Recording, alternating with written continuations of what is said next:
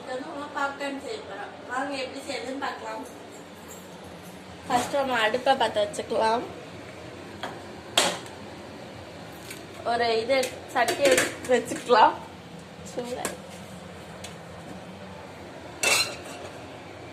நம்ம பாப்கார்ன் கிட்ட வந்து இப்போ வந்து கட் பண்ணி போட்டுடலாம்.